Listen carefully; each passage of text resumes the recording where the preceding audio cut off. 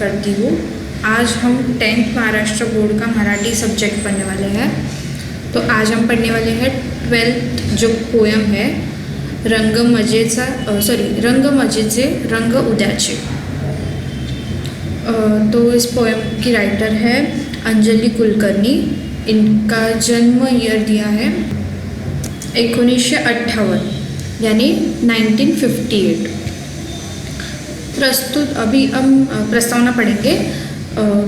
First paragraph writer के बारे में, सेकंड पैराग्राफ हम जो पोयम पढ़ने वाले हैं उसके बारे में।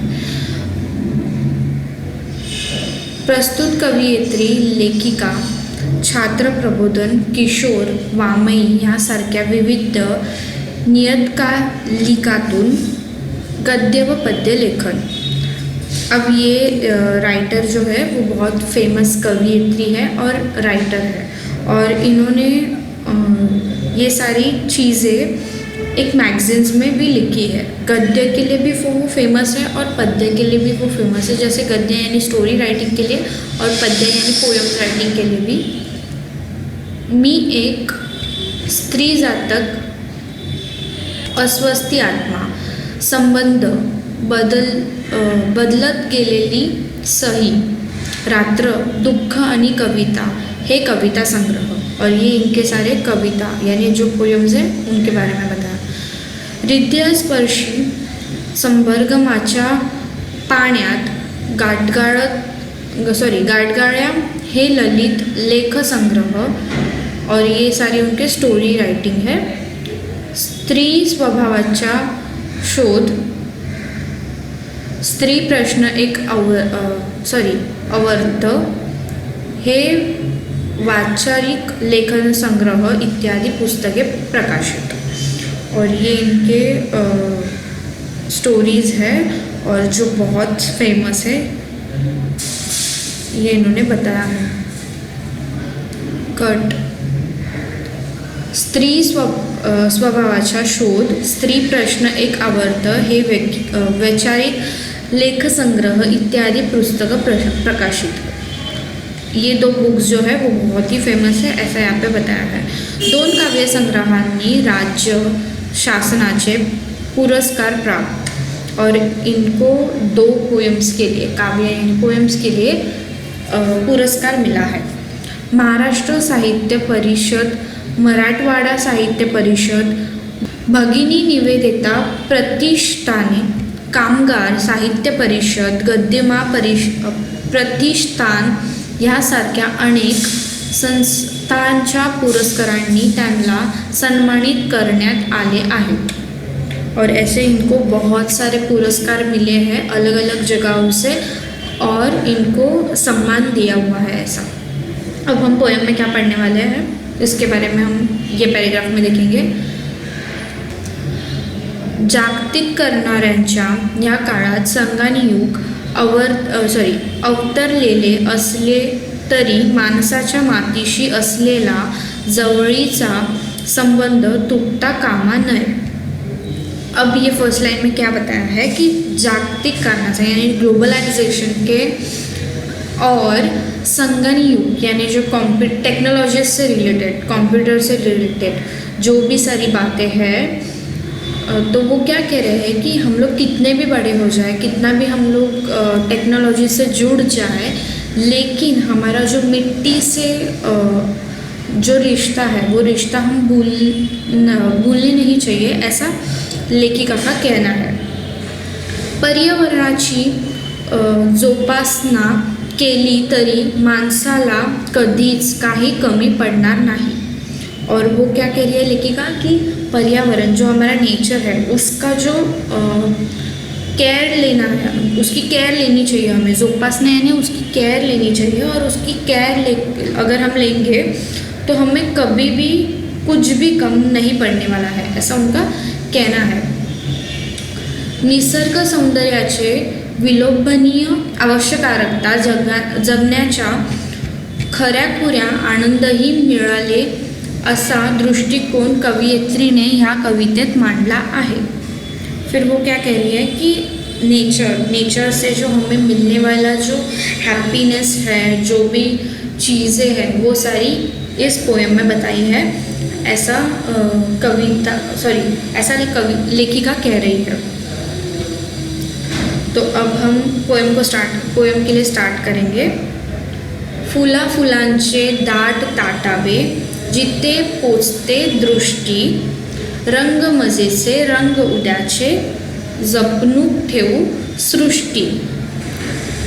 अब वो क्या कह रहा है कि फुला फुलांचे दाट तावे, यानी जो फ्लावर्स रहते हैं उसका जो बंच रहता है या फिर उसका जो ग्रोथ रहेगा वो हम लोग कैसे करेंगे, दाट यानी घना करेंगे, घना और बहुत मतलब हर सारी जगहों पे हम लोग फूल ही फूल लगाएंगे।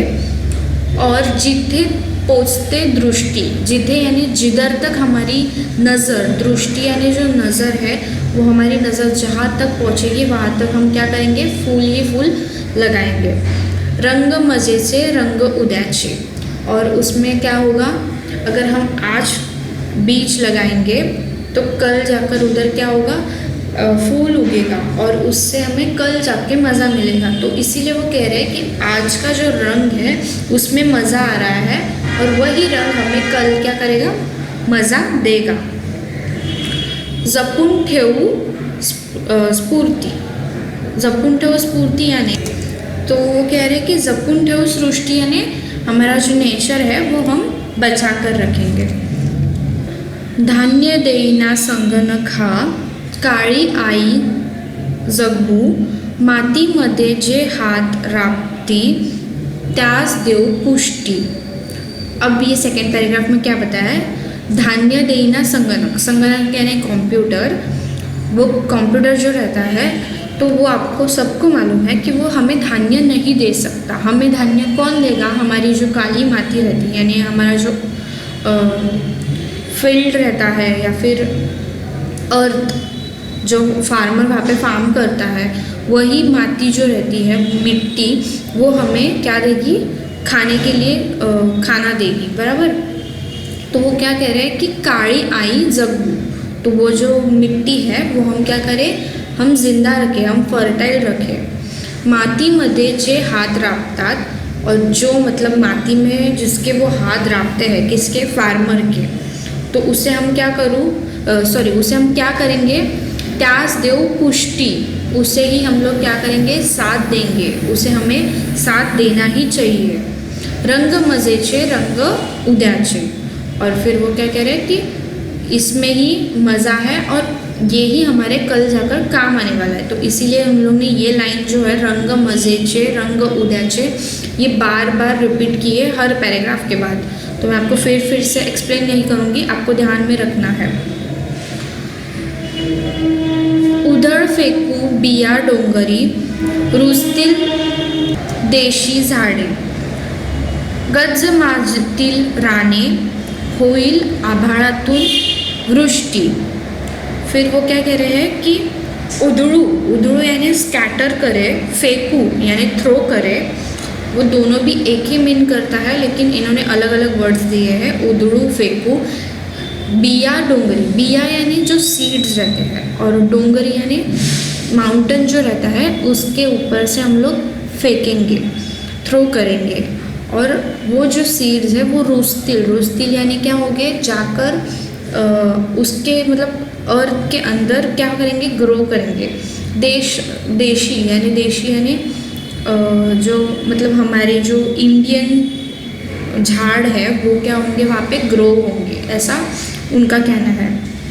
गज माजीतील रानी, और जो फार्म्स रहेंगे या फिर जो भी जंगल्स रहेंगे वो क्या हो जाएंगे, गज यानी बढ़ जाएंगे, एकदम ग्रो हो जाएंगे। होईल आभाळातून वृष्टी, और जो स्काई है, स्काई में से हमें देखने के लिए मिलेगा कि मतलब अगर हम लोग सराउंडिंग इतना अच्छा रखेंगे तो उसके वजह से ग्रीनरी भी रहेगी बहुत सारी, और स्काई में से वृष्टि होगी, वृष्टि यानी बारिश गिरेगी। तो ऐसा उनका कहना है कि अगर हम लोग ग्रीनरी रखेंगे तो बारिश भी बराबर होगी, अगर पोल्यूशन ज़्यादा होता है तो बारिश भी कम होती है। तो इसीलिए उनका कहना है कि हम लोग बहुत सारे फूल लगाएंगे, बहुत सारे झाड़ लगाएंगे और अच्छे से बारिश करेंगे। रंग मजेचे रंग उद्याचे. डोंगरातून वाहता येते खळखळते हे पानी. अब वो क्या कह रहे हैं कि माउंटेन, डोंगर यानी जो माउंटेन रहता है उसमें से क्या होगा, पानी जो रहेगा वहाती येते यानी ये देखो आपको यहाँ पे दिखाई दे रहा होगा कि यहाँ से कैसे एक मतलब पानी ऐसा बह रहा है. तो वही कह रहे हैं कि जो माउंटेन रहेगा उस पर से पानी, अगर बारिश गिरेगी तो पानी कैसा फ्लो होगा, खड़खड़ते है पानी. खड़खड़ते एक साउंड दिया है पानी का कि पानी जब बहता है तो ऐसा आवाज़ आता है खड़खड़ते. फेन धवलशा तृषारांमध्ये राहील कशे कष्टी. फिर वो क्या कह रहे हैं कि ये ऐसा पानी बहेगा तो एक फेन यानी फोम आएगा, मतलब जैसे झाग आता है तो वो झाग आएगा. धवल यानी वाइट, एकदम वाइट आएगा. तृषारमध्ये यानी ये ऐसे सारे देखकर तुम लोग मतलब ये सारी ऐसी अच्छी बातें देखकर तुम कैसे कष्ट रहोगे. कष्ट यानी दुखी थोड़ी रह सकते हो तुम ये सारे देखने के बाद, तो तुम खुशी हो जाओगे, ऐसा उनका कहना है. तो फिर से वो लाइन रिपीट है, रंग मजेचे रंग उद्याचे. मिळेल पैसा मिळेल दौलत यंत्रांच्या संगती. अब उन्होंने कहा है कि तुम्हें पैसा मिलेगा अगर तुम यंत्र यानी टेक्नोलॉजी से रिलेटेड कंप्यूटर लैपटॉप के साथ रहोगे तो उस पर तुम्हें काम करके पैसा मिलेगा. आभाळाच्या छात्राखाली एक अनोखी दृष्टि. लेकिन वो क्या कह रहे हैं कि ये जो स्काई है, स्काई के नीचे अगर ऐसा सराउंडिंग रहेगा कि फ्लावर्स एंड ऑल्स और पानी बह रहा है, तो ये जो सारी बातें अगर तुम देखोगे तो उसके नीचे तुम्हें बहुत अलग ही दृष्टि यानी सेटिस्फैक्शन मिलेगा तुम्हें. उनका ऐसा कहना है जो मतलब तुम्हें काम करके नहीं मिलता है. हम लोग भी हमेशा अगर फ्रस्ट्रेट हो जाते हैं काम करके तो हम लोग भी ऐसा ही सोचते हैं कि कहीं घूमने जाएंगे नेचर में, बराबर. तो ऐसा उनका कहना है. तो अगेन ये लाइन रिपीटेड है, रंग मजेचे रंग उद्याचे. हिरवी मने भोवती किती छटा हिरव्यांच्या. फिर उन्होंने क्या कहा है कि हिरवी मने मतलब अगर हम लोग ऐसा सराउंडिंग देखेंगे, नेचर देखेंगे तो हमारे मन में भी वो ग्रीन कलर छा जाता है. और उसका छटा यानी उसके टेक्सचर अलग अलग शेड. अभी ग्रीन भी एक ही कलर नहीं रहता है, उसमें लाइट ग्रीन रहेगा, डार्क ग्रीन रहेगा और अलग अलग ग्रीन कलर रहेंगे. तो वो सारे जो टेक्सचर, छटा यानी टेक्सचर जो रहते हैं वो हमारे मन में छा जाते हैं. गर्भ रेशमी सगळ्यांच्या जगा सांगू गोष्टी. फिर वो क्या कह रहे हैं कि ये ऐसी सारी बातें मतलब हमारे नेचर में इतने सारे ग्रीनरी है, इतना सारा एनवायरनमेंट अच्छा है, ऐसी सारी बातें हम लोग क्या करेंगे जगह सांगू. और ये सारी जो बातें हैं वो हम लोग जग भर में यानी पूरी दुनिया को हम लोग ये गोष्ठी यानी ये जो स्टोरी है वो बताते घूमेंगे. ऐसा हम ये एक सराउंडिंग बनाएंगे, ऐसा उनका कहना है. अगेन ये लाइन, रंग मजेचे रंग उद्याचे. और ऐसी इस तरह हमारी ये पोएम ख़त्म होती है. उनका यही कहना है कि हम लोग जो भी चीज़ें आज कर रहे हैं तो वो हम अच्छी ही करें, क्योंकि हमारे कल को जाके यूज़ होनी चाहिए. हमारा जो भी फ्यूचर रहेगा उनको यूज़ होनी चाहिए, ऐसा उनका कहना है. तो ये पोएम हमें वही बता रही है कि रंग मजेचे रंग उद्याचे. अगर हम आज कुछ काम करेंगे मज़ा लेकर तो वही काम हमारा कल जाके यूज़ आने वाला है. जैसे वो लोग माउंटेन के ऊपर से ये सीड्स थ्रो कर रहे थे, क्यों, तो सब जगह पे ग्रीनरी हो जाए उसके लिए, और जो ग्रीनरी का मज़ा है वो हम कल जाकर उठा सके, हम पोल्यूशन फ्री हो सके उसके लिए. तो उन्हें ऐसा मैसेज देना है कि हमें जो भी करना है वो अच्छा करना है, कल जाके हमारे यूज़ में आए. तो यहाँ पे ये पोएम ख़त्म होती है. Thank you.